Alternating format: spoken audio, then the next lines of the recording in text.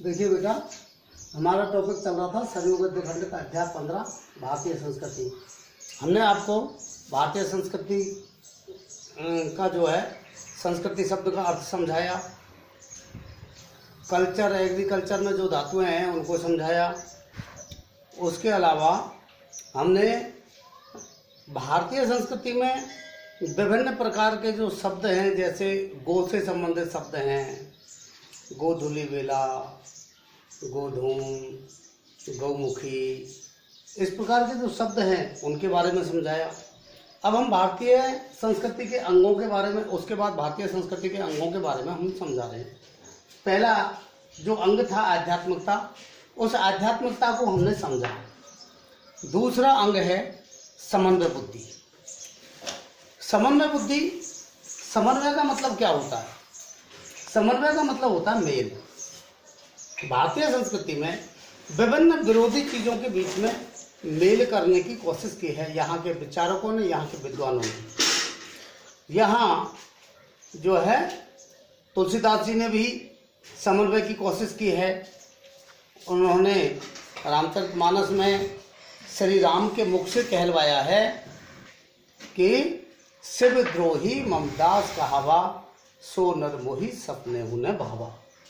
जो शिव जी के द्रोही हैं, जो पहले क्या है, शैव मत को मानने वाले और वैष्णव मत को मानने वाले, इनमें आपस में विरोध हुआ करता था, आपस में इनमें विरोध चलता रहता था। इसलिए श्री राम के मुख से ही उन्होंने कहलवाया है कि शिव जी के जो द्रोह करने वाले हैं और मुझसे प्रेम करने वाले हैं, वो मुझे सपने में भी अच्छे नहीं लगते हैं। श्री राम जो है विष्णु के अवतार माने जाते हैं। तो उन्होंने कहा है कि भाई शिव जी और विष्णु एक ही हैं। तो इसलिए जब एक ही हैं तो वैष्णव मत को मानने वाले, शैव मत को मानने वाले, ये आपस में विरोध क्यों करते हैं? इसी प्रकार से आधुनिक विद्वानों में जो है जयशंकर प्रसाद, उन्होंने कामायनी में कहा है, ज्ञान दूर कुछ क्रिया भिन्न है, इच्छा पूरी क्यों हो मन की, एक दूसरे से मिल न सके यही विडंबना जीवन की। तो यहाँ ज्ञान और क्रिया में भी भेद, तो उन भेदों को भी उन्होंने मिटाने की कोशिश की है। आत्मा की एकता के आधार पर हमारे यहाँ अनेकता में एकता देखी गई है। आत्मा की एकता हमारे यहाँ माना जाता है कि सबकी आत्मा एक, सबकी आत्मा में वही परमात्मा का अंश है, ईश्वर अंश की अविनाशी। तो इसलिए उनमें विभिन्न प्रकार के चाहे जीव हैं, विभिन्न प्रकार के प्राणी हैं, विभिन्न प्रकार के लोग हैं, सब एक ही हैं। सभी में उसी परमात्मा का अंश निवास करता है। यही भारतीय जो संस्कृति है, यहाँ आत्मा का साक्षात्कार, साक्षात अनुभव करना, और जो है इसी से मिलती जुलती यहाँ की समन्वय भावना है। हमारे विचारकों ने सभी वस्तुओं में सत्य के दर्शन किए हैं, सभी वस्तुओं में सत्य के दर्शन किए हैं। उनका धर्म अविरोधी धर्म रहा है। यहाँ के विचारकों का जो धर्म है वो अविरोधी धर्म रहा है, यानी कि किसी से विरोध नहीं करना। सारी चीज़ उसी परमात्मा के अंश है। और वैसे भी इस सृष्टि में जो भी जड़ या चेतन पदार्थ हैं, जड़ या चेतन का मतलब निर्जीव या सजीव जो भी पदार्थ हैं, वे सब के सब उसी परमात्मा के द्वारा निर्मित हैं। इसीलिए हमारे यहाँ धर्म परिवर्तन का विशेष महत्व नहीं दिया गया है। धर्म परिवर्तन को विशेष महत्व नहीं दिया गया है। फिर भी संस्कृतियों का आदान प्रदान हुआ है। यहाँ किनका आदान प्रदान हुआ? संस्कृतियों का आदान प्रदान हुआ है। विभिन्न प्रकार की संस्कृति, जैसे विदेशी संस्कृति यहाँ आई है, यहाँ की संस्कृति विदेश में गई है, तो संस्कृतियों में का आपस में आदान प्रदान हुआ है। तुलसीदास जी जैसे महात्मा ने, जो भारतीय संस्कृति के प्रतिनिधि कहे जा सकते हैं, उन्होंने भी समन्वय बुद्धि से काम लिया है। मैंने आपको अभी बताया ही था। उन्होंने शैव और वैष्णवों का, ज्ञान और भक्ति का, अद्वैत और विशिष्ट अद्वैत का समन्वय किया है। द्वैतवाद और अद्वैतवाद, ज्ञान और भक्ति, शैव और वैष्णव मत, इनका समन्वय करने की कोशिश की है। आधुनिक कवियों में प्रसाद जी ने अपनी जो है समन्वय भावना से अपनी कामायनी में ज्ञान, इच्छा और क्रिया का समन्वय किया है। मानव कल्याण में ज्ञान, इच्छा और क्रिया, इनका पार्थक्य ही तो बाधक है। इनकी पार्थक्य का मतलब होता है पृथकता, अलग अलग। हमारा ज्ञान कैसा है, कार्य क्या कर रहे हैं, इस प्रकार से इनमें भेद है, यही तो बाधा है। मैंने अभी आपको बताया, प्रसाद जी ने कहा ज्ञान दूर कुछ क्रिया भिन्न है। ज्ञान दूर कुछ क्रिया भिन्न है। क्रिया भिन्न है।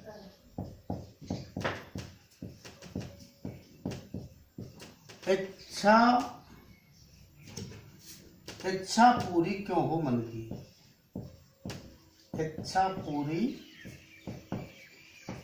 क्यों हो मन की, मन की एक दूसरे से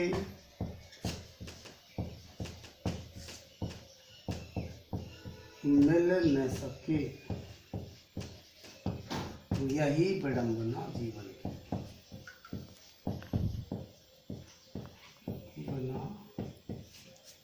जीवन की।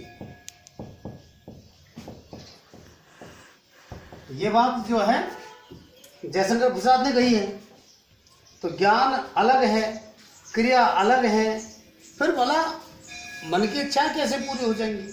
तो इस भेद को मिटाने की हमारे यहाँ के विचारकों ने कोशिश की है। तो इस प्रकार से हमारे यहाँ समन्वय बुद्धि से विद्वानों ने काम लिया है। तीसरा हमारा भारतीय संस्कृति का अंग है वर्णाश्रम विभाग। कौन सा? वर्णाश्रम विभाग।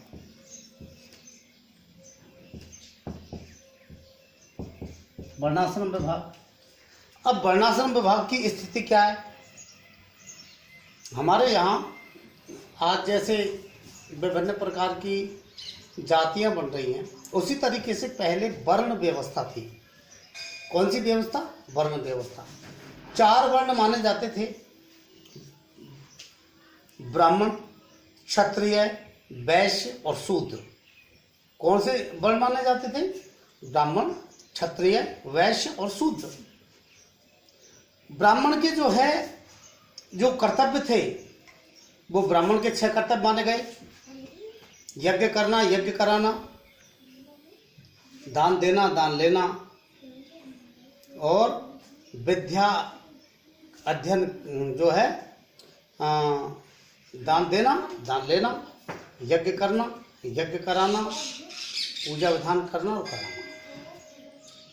तो इस प्रकार से ब्राह्मण के 6 कर्तव्य माने। तो ब्राह्मण का काम क्या था?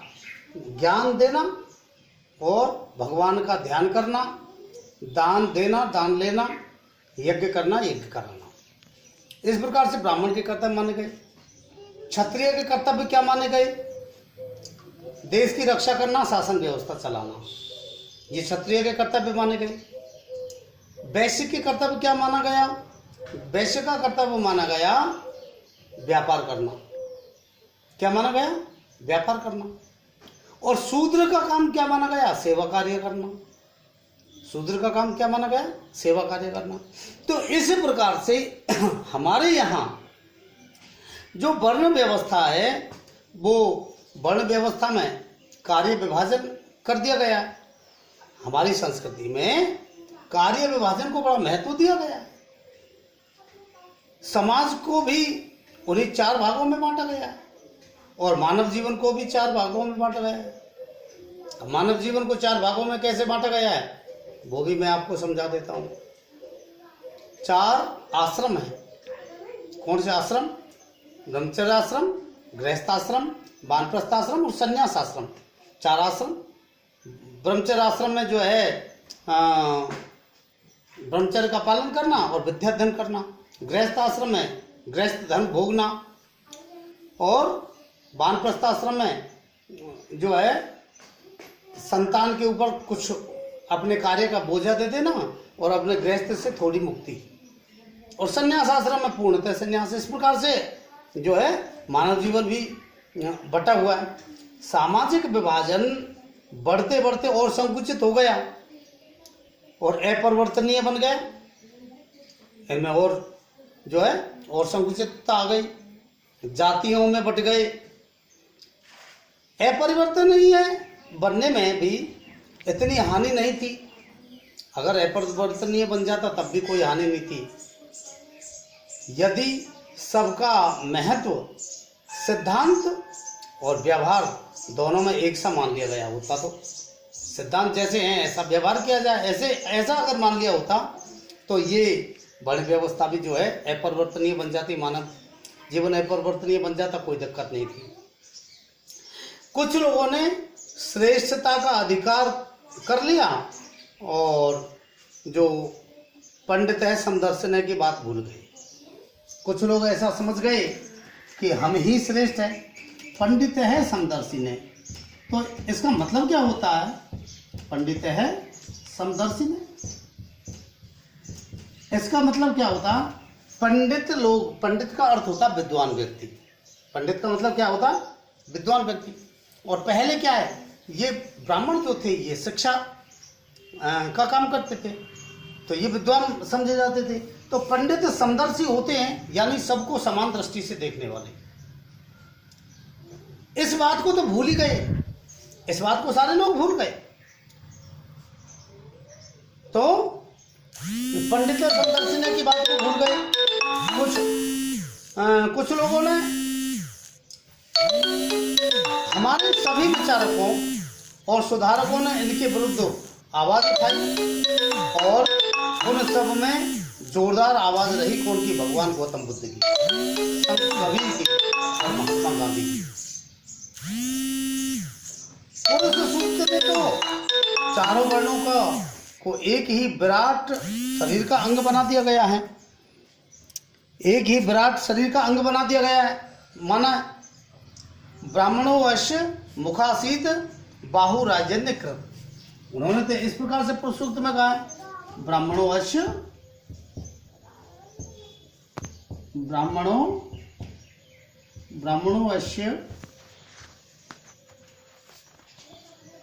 मुखासीत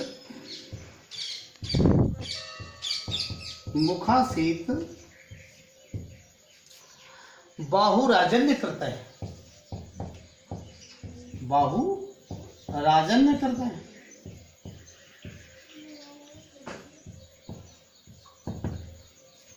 इस प्रकार से जो है